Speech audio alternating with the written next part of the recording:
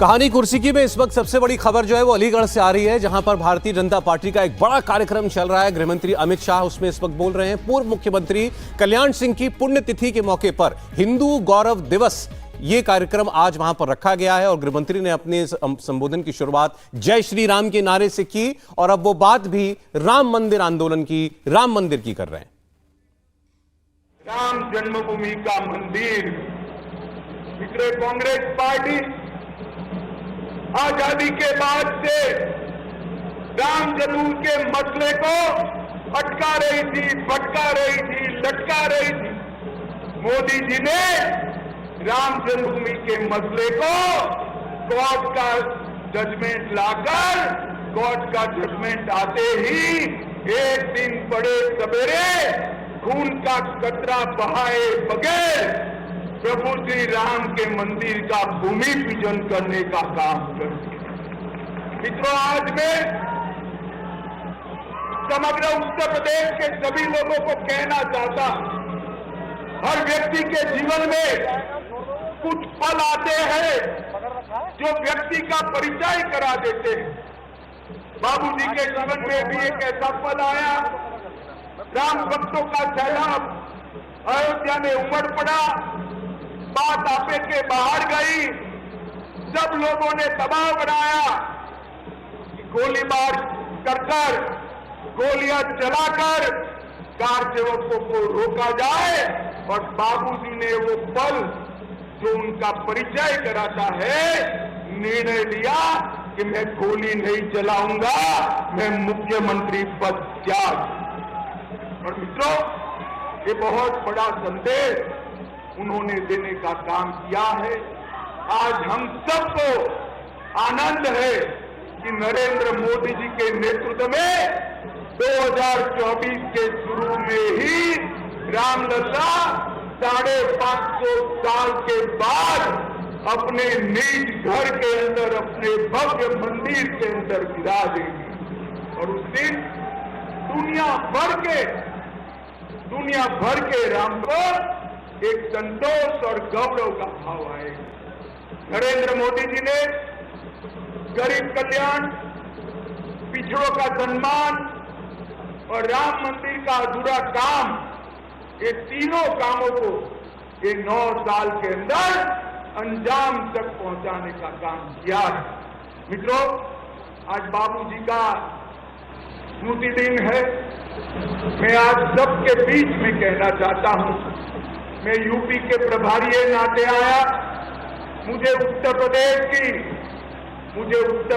की जरा भी इंफॉर्मेशन नहीं थी, जरा भी जानकारी नहीं। राजू भैया उस दिन उपस्थित थे, चाय कॉफी देते जाते थे। बाबूजी ने मुझे लगातार 11 घंटे बिठाकर उत्तर प्रदेश के हर जनपद की बारीकियों से अवगत कराया और अगस्त 2013 से काउंटिंग तक हर दिन 2 बार, एक सुबह और एक शाम को फोन कर उत्तर प्रदेश के चुनावों के लिए उन्होंने हमेशा मार्गदर्शन करने का काम किया और इसका परिणाम यह आया था कि मोदी जी के नेतृत्व में उत्तर प्रदेश में सारे रिकॉर्ड तोड़ गए थे और 73 सीटों पर भारतीय जनता पार्टी का विजय हुआ। भाइयों बहनों और युवाओं, 2024 में चुनाव आने वाला है। आप बताइए, 73 सीटों का रिकॉर्ड तोड़कर 80 की 80 सीटों पर कमल खिलाएंगे क्या?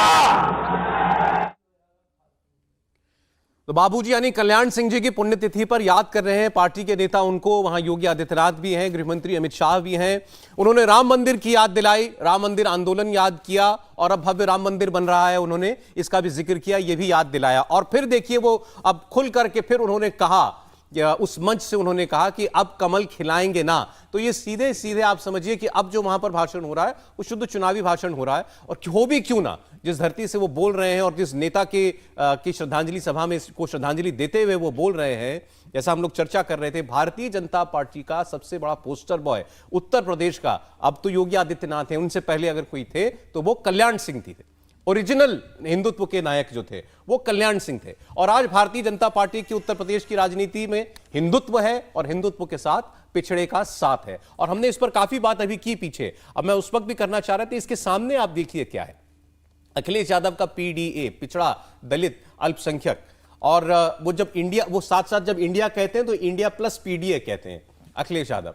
और अखिलेश यादव को यह लगता है कि पिछड़ा जो उनसे दूर जा चुका है वो इस बार कम से कम वो किसी तरीके से बचाकर ला पाने में कामयाब होगी। उन पर सबसे इंटरेस्टिंग कमेंट किया ओम प्रकाश राजभर ने। ओम प्रकाश राजभर अखिलेश यादव के लिए कह रहे हैं कि इनके लिए पिछड़े का मतलब है केवल यादव और अल्पसंख्यक का मतलब इनके लिए केवल है मुसलमान, और मुसलमान में भी आजम खान।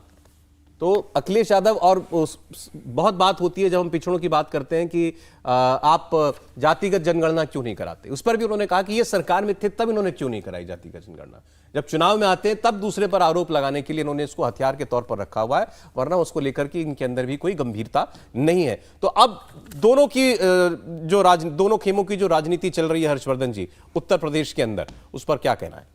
देखिए, मुझे लगता है कि बहुत साफ साफ अब उत्तर प्रदेश के लोगों को दिख रहा है कि चुनाव किस दिशा में जा रहा है और कैसे जा रहा है। जब अखिलेश यादव कहते हैं कि पिछड़ा दलित अल्पसंख्यक, तो मुझे याद आ जाता है कि 22 के चुनाव में मैं जा रहा था तो फूलपुर विधानसभा, वहाँ एक मौलाना बैठे हुए थे, उन्होंने कहा कि भैया ऐसे वे चला गए मोदी के साथ 19 में, यानी यादव लोग चले गए थे उधर 19 में। अब सवाल यह है कि जब मुसलमान के मन में ये संदेह ये 22 के चुनाव में था, भले उसने वोट दिया यादव प्लस मुसलमान, उसमें भी मुसलमान का एक बड़ा वर्ग पहले से मायावती जी के साथ, आप लाख खारिज कर लें लेकिन ओवैसी उत्तर प्रदेश के नौजवान मुसलमानों को अच्छे लगते हैं, तकरीर करते हुए लुभाते हैं, वोट भले न ले पाते हैं।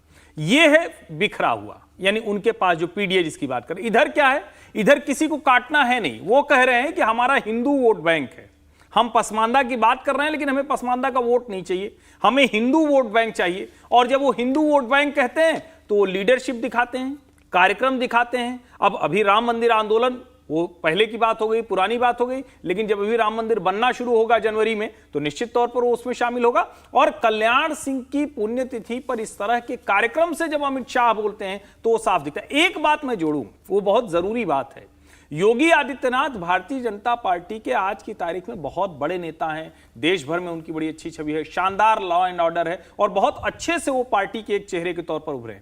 कल्याण सिंह के मामले में थोड़ा सा उससे अलग मामला था। कल्याण सिंह भारतीय जनता पार्टी के संगठन से नीचे से निकलकर ऊपर तक पहुंचने वाले व्यक्ति थे। उनकी जो सांगठनिक पकड़ थी वो कमाल की थी, जबकि योगी आदित्यनाथ संगठन से यहां नहीं आए। भारतीय जनता पार्टी के निरंतर वो सांसद रहे, महंत अवैधनाथ जी की विरासत को लेकर वो आगे बढ़े, दिग्विजयनाथ जी और अवैधनाथ की, लेकिन वो संगठन से नहीं रहे। हाँ, कल्याण सिंह के साथ एक और जो चीज जुड़ी थी, जो मुझे लगता है बहुत बड़ी चीज थी, कि वो पिछड़ी जात से आते थे और हिंदुत्व वाले नेता थे। योगी जी एक मठ के महंत हैं और हिंदुत्व के नेता हैं। तो एक तरह से कहें कि ट्रांजिशन भारतीय जनता पार्टी का, और भारतीय जनता पार्टी के लिए एक तरह से कहें कि जो प्लस पॉइंट्स हैं वो कैसे कल्याण सिंह से योगी तक के ट्रांजिशन में आते हैं, वो भी लोगों को दिखता है। अरे देखिए, इसके साथ ही दूसरी तरफ अभी क्या भारतीय जनता पार्टी की पॉलिटिक्स क्या दिखाई देती है, दूसरी तरफ क्या दिखाई देता है जब आप अखिलेश यादव की बात करते हैं। याद कीजिए, अभी विजय जी, तो अभी आपने देखा होगा विजय जी, विधानसभा के अंदर बड़ी चगल्लस एक किस्म की चली थी बातचीत में, बड़ा ऐसा लगा था बड़ी आत्मीय बातचीत हो रही है, इधर से भी हंसी मजाक, सामने से भी हंसी मजाक। उसमें कहा मुख्यमंत्री योगी आदित्यनाथ ने कि चाचा जरा सिखाइए भतीजे को कुछ। अब चाचा ने एक नया ट्वीट किया, अभी एक्स पर पोस्ट किया उन्होंने, और उन्होंने कहा कि अब फिरोजाबाद लोकसभा क्षेत्र से अक्षय यादव को जिताने का निमित्त बनेगा ये चाचा। अब वो लिख रहे हैं कि देखिए ठीक है कि अब ये फिरोजाबाद मेरा इलाका है, मैं यहां से इनको चुनाव जितवाऊंगा, कोई हर्ज नहीं है, लेकिन जब वो लिखते हैं चाचा, ये मेरा भतीजा, मैं भतीजे को जिताऊंगा, वो खुद ही अंडरलाइन कर देते हैं उस आरोप को जो कि भारतीय जनता पार्टी उन पर लगा रही है। आप परिवार से आगे सोच ही नहीं पा रहे। नहीं तो यदि ये शिवपाल जी के कहने की बात नहीं है, उत्तर प्रदेश में तो सब लोग जानते हैं, खासतौर से समाजवादी पार्टी का जो परिवार है, मुझे याद नहीं आ रहा क्योंकि मैं बहुत उत्तर प्रदेश में काम किया है योगी जी की किताब के वक्त भी और वैसे उत्तर प्रदेश के कि यादव परिवार में यानी मुलायम सिंह यादव परिवार में कोई भी व्यक्ति हो जो पॉलिटिक्स में नहीं हो, उनके बेटे, उनके पोते, उनके भतीजे, उनकी बहू, और हम लोग तो यहाँ पर बैठते हैं तो केवल विधानसभा और उसकी बात करते हैं, लोकसभा की बात करते हैं। जिला पंचायतों में जिला प्रमुख के तौर पर जो सहकारी संस्थाएं, सब जगह उनका कब्जा है। और पीडीए का मतलब बिल्कुल ठीक है कि पीडीए अब रहा ही नहीं है एक्चुअली। यदि समाजवादी पार्टी के रेफरेंस में देखें तो वो यादव ही पीडीए है। पिछड़े में केवल यादव रह गया, दलित है नहीं। दलित है नहीं, दलित तो और मुसलमान जो है वो बीएसपी के साथ है और बाकी बीजेपी के साथ आया। और मुसलमान जो है वो जो एंटी बीजेपी जहां हो वहां पर अपना रास्ता दिखाता है। जैसे त्रिपाठी जी ने कहा कि भाई असदुद्दीन ओवैसी को पसंद करते हैं, लेकिन वो आज अभी इस तरह की स्थिति में नहीं है कि वो बीजेपी को हरा पाए। जिस दिन ओवैसी बीजेपी को हराने वाले होंगे उस दिन मुसलमान वोटर सबसे ज्यादा ओवैसी के साथ सर, ओवैसी बड़ी खास बात कह रहे हैं, समझाना चाह रहे हैं यूपी के देश के मुसलमानों को, खासकर यूपी के। वो कह रहे हैं ना तुम हरा सकते हो ना जिता सकते हो किसी को। हाँ। आज तुम्हारी भूमिका बीजेपी को हराने या जिताने की नहीं है। ना तुम अखिलेश को जिता पाए, नहीं, तो इसीलिए कुछ ना करो, अपना लीडर तय करो। अपना लीडर तय करो। और वो इसी कोशिश में लगे हुए हैं कि भाई अपना लीडर तय हो जाए और मुसलमान उससे कंफ्यूजन से निकल जाएगा ना, जब वो तय कर लेगा कि भाई ये हमारा लीडर है। आज मुलायम सिंह जी नहीं है तो अखिलेश को मुसलमान जो है मुलायम सिंह की तरह से नहीं देखते। ये देखिए ओबीसी सम्मेलन जो चल रहा है ना उत्तर प्रदेश में, अभी स्वामी प्रसाद मौर्य बगल में खड़े हैं, जिनके ऊपर जूता चलाने की कोशिश अभी हुई थी, वो भी वहां पर हैं। और ये ओबीसी सम्मेलन जो है वो कर रहे हैं इस वक्त अखिलेश यादव। और हमारे यहाँ चर्चा क्या चल रही है कि अब ओबीसी मतलब यादव ही रह गया उत्तर प्रदेश में। स्वामी प्रसाद जी से मैंने पूछा था एक इंटरव्यू में, अभी जब वो उन्होंने रामचरितमानस को लेकर कुछ आपत्ति जताई थी, तो मैंने कहा था सर आपने बहुत देर से रामायण पढ़ी क्योंकि जब तक भारतीय जनता पार्टी में थे उस दौरान उनको नहीं याद आया। तो वो इस तरह के नेताओं की कोई वो अब बस्ती नहीं है, वो अपनी बात करते रहते हैं, चलाते रहते हैं। नहीं, मैं इसमें थोड़ा सा कहीं की धृष्टता कर रहा हूँ। उन्होंने पढ़ी थी फिर भूल गए थे। तो नेताओं का जो स्मृति लोप होता है ना, तो बेचारे वो क्या करें, वो 5 साल भूले रह गए, फिर याद आए तो फिर भूलने लगे। तो कुल मिलाकर, लेकिन एक चीज और जिसको अभी मैं ओबीसी सम्मेलन देखते मेरे ध्यान में आ रहा था, आमतौर पर क्या होता है, जो आपका स्ट्रांग होता है, आज तक आपने कभी भारतीय जनता पार्टी को अगड़ों का कोई सम्मेलन करते देखा सुना क्या? नहीं सुना। कब आपने देखा? जब मध्य प्रदेश में लगा कि कुछ मुश्किल होगी तो शिवराज सिंह चौहान ने किया, यानी जहां कमजोर होता है। मायावती ने कब ब्राह्मणों का सम्मेलन किया? जब लगा कि नहीं वो तिलक तराजू तलवार वाला नारा था, जरूरत पड़ी तो लगा कि छवि बदलनी। अखिलेश यादव के ये दिन आ गए, मुलायम सिंह यादव की विरासत वाली पार्टी चला रहे और उनको ओबीसी सम्मेलन इस तरह से करना पड़ा है। और आज उनके मंच पर, जिसको कहते हैं ना कि स्वामी प्रसाद मौर्य को बिठा लेंगे तो बहुत बड़े दिखेंगे, उनके आसपास कोई समाजवादी पार्टी का बड़ा नेता सभी जातियों का, सभी ओबीसी समूह का दिख नहीं पा रहा। ये संकट पहचानने लायक नेता स्वामी प्रसाद मौर्य केवल दिखाई दे रहे हैं, अपना चुनाव नहीं बचा पाए। और वो तो बार बार जिस तरह से बदले हैं, भूमिका में रहे हैं, उससे कोई मतलब ही नहीं है। और ये बात बहुत आज क्या पिछड़ों का जनाधार बचा है समाजवादी पार्टी के पास पिछले चुनावों को अगर आप देखते हैं तो? ठीक है, फिलहाल अब जब से 2012 में जब वो चुनाव जीते थे 26-27% वोट की पार्टी थी, उसके बाद देखिए उनका जनाधार हमेशा सिकुड़ता गया है। उसके बाद जितने दंगे हुए 2017 तक जो दंगे हुए, उसके बाद वो कितना लाख कोशिश करें लेकिन उनको उस तरह का टच नहीं हो पाया। आपको याद होगा 2022 में उन्होंने जितने भी बीजेपी से नेताओं को तोड़ के ले गए थे, चाहे वो दारा सिंह चौहान हो, स्वामी प्रसाद मौर्य हो और कई सारे, तो उन्होंने एक यही नारा दिया था ना कि हम पिछड़े को सबको साथ लेके आ रहा हूँ, पिछड़ा वर्सेस अगड़ा, यहाँ पे उन्होंने नारा दिया था। लेकिन जब टिकट डिस्ट्रीब्यूशन की बात हुई थी तो क्या हुई थी आप उसका देखिए, सबसे ज्यादा इफेक्ट उसका यही वेस्ट यूपी में हुआ था। उन्होंने जो दंगा में जिन लोग शामिल थे उन सबको टिकट दे दिया था, जिसका फिर जो कहा जाता कि जाट इस बार बीजेपी के साथ नहीं आएंगे, कि अच्छा खासा जाट का वोट बीजेपी फिर से लेके गई। तो अब कहने आपको जो करते हो वो दिखना चाहिए ना। आपने पीडीए बना तो लिया, लेकिन पीडीए जो उस जाति से जुड़े हुए नेताओं का आप स्थान कहाँ दे पा रहे हो, वो देखना होगा ना। और अब इंडिया प्लस पीडीए क्या होता है? मतलब इंडिया में पीडीए शामिल एक्चुअली इसका ना एक मुझे जो थोड़ा सा इसका जो मुझे जो समझ में आया है, जब नीतीश कुमार जब बीजेपी से अलग हुए थे तो उनके कोशिश यही थी कि जो 2015 में जो उन्होंने एक फॉर्मूला निकाला था अगड़ा वर्सेस पिछड़ा, वही यूपी में भी इंडिया प्लस पीडीए में आपको पता है, इंडिया प्लस पीडीए बिल्कुल साफ है। इंडिया का मतलब यह है कि भाई एक सीट पर एक उम्मीदवार, तो इंडिया मतलब हम ही है, यूपी में हम ही है और कोई नहीं है। और पीडीए तो मतलब ये वोट हमको चाहिए। अब इससे आपने मेरे को अगला क्यों दे दिया? अखिलेश यादव ने ये कहा है, बात वो कर रहे थे मध्य प्रदेश की, लेकिन इसको यूपी पे लागू समझिए। मध्य प्रदेश उन्होंने कहा कि मैं एमपी का इलेक्शन जरूर लड़ूंगा, और मध्य प्रदेश में मेरी सीट भी थी, मेरा विधायक भी था, और मैंने हमने समर्थन की चिट्ठी भी सबसे पहले दी थी 2018 में कांग्रेस पार्टी को, और जहां जहां मैं नंबर 2 था मैं वहां भी जरूर लड़ूंगा चुनाव। अब अगर वो व्यक्ति, अगर अखिलेश यादव मध्य प्रदेश में जो नंबर 1 नंबर 2 पर चुनाव लड़ने की जिद कर रहे हैं, तो वो उत्तर प्रदेश में क्यों नहीं लड़ेंगे? तो इसको, इसी फॉर्मूले को लागू उत्तर प्रदेश में भी वो करेंगे, जिसकी जो इंडिया क्या है, जिसकी हम लोगों ने अभी बात की। तो क्या रह जाएगा? मायावती जी की भूमिका भी साफ नहीं है, वो इंडिया का हिस्सा नहीं है, तो उनको अलग कर दीजिए। बचा कौन विपक्ष में? अखिलेश यादव और कांग्रेस पार्टी। और नंबर 1 नंबर 2 अगर अखिलेश यादव लड़ लेंगे तो ले देके कांग्रेस पार्टी के पास बचेगा क्या? नहीं बचेगा वही वो माँ बेटे की सीट, रायबरेली और अमेठी। और उसके अलावा, और चूंकि रायबरेली और अमेठी भी हमेशा ये कहते हैं, अखिलेश यादव तो कह ही सकते हैं, मुलायम सिंह यादव वाली वो बात तो सब सार्वजनिक है कि भाई हमने जिता दिया था, नहीं तो वो कहाँ जीत पाते। अभी आपको ध्यान में होगा, स्मृति ईरानी बार बार उसका जिक्र भी करती हैं कि किस तरह से जीते राहुल गांधी। और अभी जो विजय जी कह रहे थे, मैं उसमें अभी ध्यान में आया तो उसको दूसरी तरह से एक बार मैं कह दूं जिससे लोगों को समझ में आ जाए। जितने पद राजनीति में जनप्रतिनिधि के तौर पर होते हैं, ग्राम प्रधान से लेकर जिला सहकारी, जिला पंचायत, ब्लॉक प्रमुख, विधायक, विधायक में भी विधानसभा और विधान परिषद, लोकसभा और राज्यसभा, इन सब को मिलाकर एक समय में करीब करीब 40 से 50 लोग यादव परिवार के हुआ करते थे। अब आप इसी से कल्पना कर लीजिए, यानी मुलायम सिंह यादव और उनके 5 या 6 भाई कुल मिला के, और उनका परिवार, उनकी बहू, उनका पोता, मतलब पूरा जो साम्राज्य था।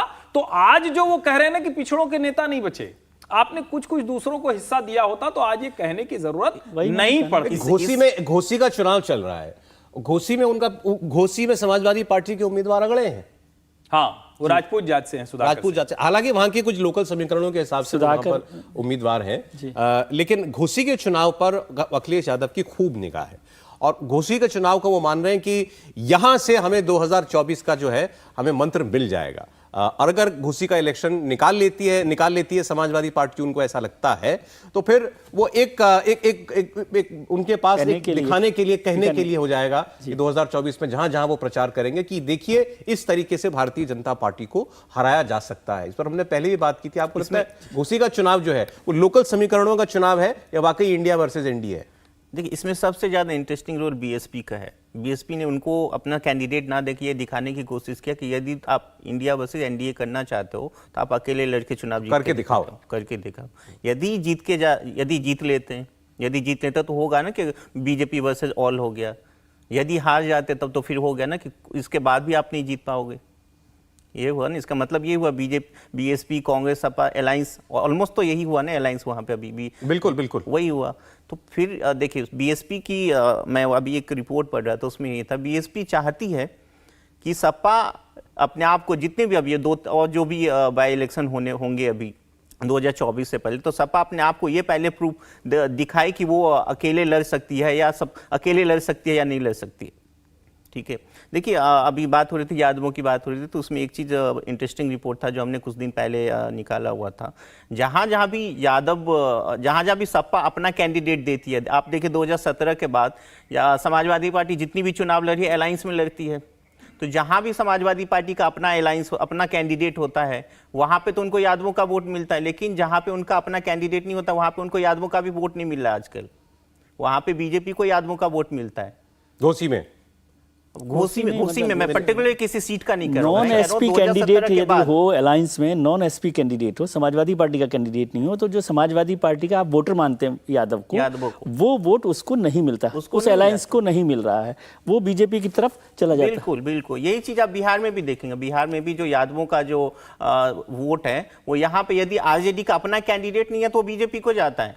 आप इसलिए देख रहे हैं 2015 के बाद से लगातार बीजेपी का बिहार में, चाहे यूपी में तो 2014 के बाद से, लेकिन बिहार में 2015 के बाद से बीजेपी अपना वोट से बढ़ा रही है। एक बार फिर अगर घोसी की बात करें हर्षवर्धन जी, बहुत से लोग मान रहे हैं घोसी की सीट जो है बीजेपी के लिए टफ सीट है, अब अल्पसंख्यक वोट बहुत है, लगभग 1 लाख के करीब तो मुसलमान वोट है यहाँ पर। 60,000 से ज्यादा वोट है वहां पर। तो ये सीट अगर बीजेपी जीतती है तो क्या ये टेस्ट केस है? नहीं, मुझे लगता है कि बहुत, जिसको कहें कि समीकरण के लिहाज से बहुत रोचक है। सुधाकर सिंह राजपूत हैं, लेकिन उनका कोई वोट नहीं घोसी विधानसभा में। 2 पार के वो विधायक हैं, बड़े ताकतवर हैं, उनको लोग जानते पहचानते हैं नेता के तौर पर। दारा सिंह चौहान, चूंकि नोनिया चौहान है, उनकी भी अपनी एक बहुत महत्वपूर्ण, एक तरह से कहें कि वोट उनके बहुत हैं। यानी आधार वोट के तौर पर देखें, सुधाकर सिंह के पास कुछ नहीं है, लेकिन दारा सिंह चौहान के पास अपना वोट है। फिर भूमिहार वोट बहुत ज्यादा है, जो वैसे भी मऊ कहें तो मऊ गाजीपुर, ये थोड़ा सा भूमिहारों का इलाका है, मऊ गाजीपुर बलिया, तो वहां पर वो बहुत ज्यादा है, वो पूरी तरह से भारतीय जनता पार्टी के साथ है। तो क्या यादव मुस्लिम और उसके साथ कुछ दलितों का वोट इतना साइजेबल खींच पाएंगे सुधाकर सिंह को जीत पाए? मुझे लगता है कि ये थोड़ा सा कठिन सुधाकर के लिए भी है। दारा सिंह चौहान की मुश्किल है कि वो छोड़ कर आए, उसी सीट पर जीते थे, वो छोड़ कर आए थे, तो अगर वो हार जाएंगे तो दोनों ही चीजें होंगी। एक तो उनकी सीट चली जाएगी, दूसरा भारतीय जनता पार्टी में उनका महत्व भी कम होगा। तो मैं ये नहीं कह रहा हूं कि इतनी आसानी अभी हो जाएगी, अभी सुधाकर सिंह कोई जीत जाएंगे। और एक चीज सबको ध्यान में रखनी चाहिए, उपचुनाव में बहुजन समाज पार्टी नहीं लड़ती। बसपा उपचुनाव में प्रत्याशी कभी खड़ा नहीं करती, तो इसको वो वाला मत सोचिए कि मायावती कोई कर रही है। और दलित वोट जो जाता है मायावती की अनुपस्थिति में, वो भारतीय जनता पार्टी के साथ ही जाता रहा है। अभी तक का ट्रेंड यही है। चलिए आगे, अभी दारा सिंह चौहान के ऊपर स्याही फेंकी गई, चर्चा में खूब रहे वो। अभी स्याही किसने फेंकी थी वो पता चल चुका है, और पुलिस ने क्या बताया, क्या खुलासा किया है, स्याही किसने फेंकी थी, क्या फिकवाई गई थी, कौन है वो शख्स, बताएंगे आपको एक छोटे से ब्रेक के बाद। आप देखते रहिए कहानी कुर्सी की। इंडिया टीवी हर वक्त हर जगह डाउनलोड करने के लिए सर्च करें India TV news Google play store या ऐप स्टोर पर।